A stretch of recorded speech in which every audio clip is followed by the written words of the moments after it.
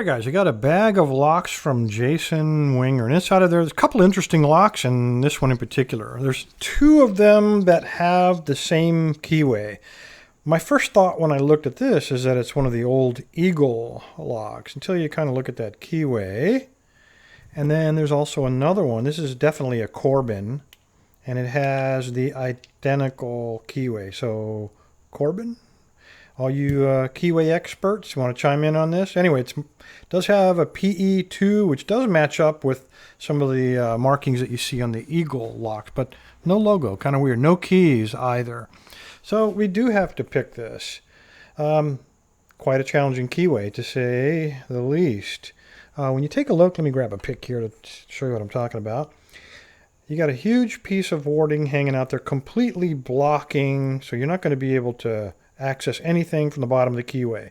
So this is the perfect lock to use bottom of the keyway. And I think, I'll see if that medium one will fit in there. And it does. That'd be the perfect tensioner. So that one, I don't remember. The white one, the medium. The other challenge with these is if you try to pick, you have to pick from this ledge here. And this is a 25,000th. So if you try to pick from that ledge, that pick is going to get pinched as it tries to get up inside of there. You're not going to be able to get those high cut pins. So you got to go with something thinner. So you might want to say, well, let's use a 15. This is a 15,000th medium hook from the Praxis kit. And it also gets just barely, but it does get bound up inside of there. Won't quite let you reach, and if there's any high cut pins.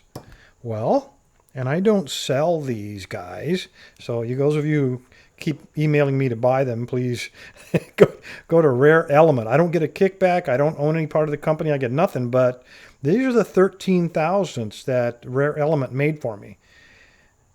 This lock, or this type of keyway, is exactly why I asked for 13,000.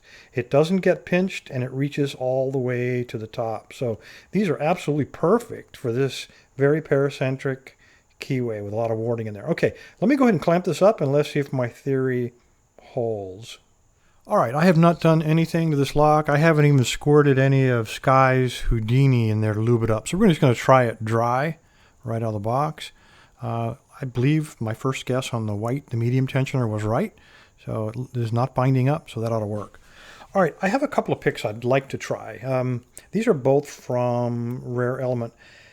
This is not usually a lock that you can get a rake into. Even 15,000 won't go in there. But I got a 13,000ths, and they call this the Cadabra. So let me try, see if we can rake it. Usually these don't have security pins. If it's a Corbin, well, I'm caught up. So maybe this wasn't the brightest idea.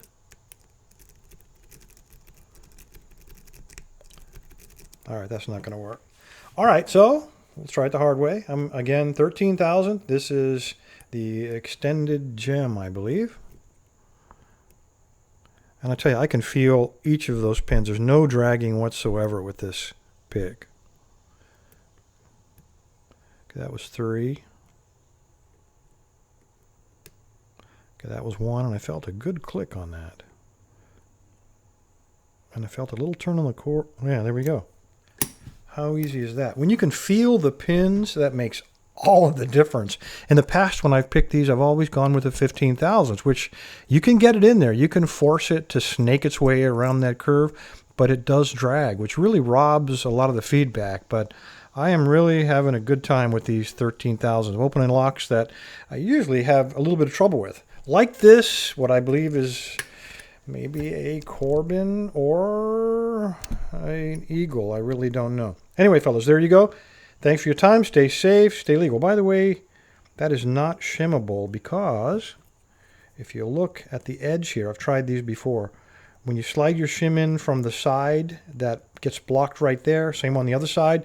And when you try to attack it from the top, it extends well into the cutout on the shackle. So when you try to attack it from the top, you're going to hit.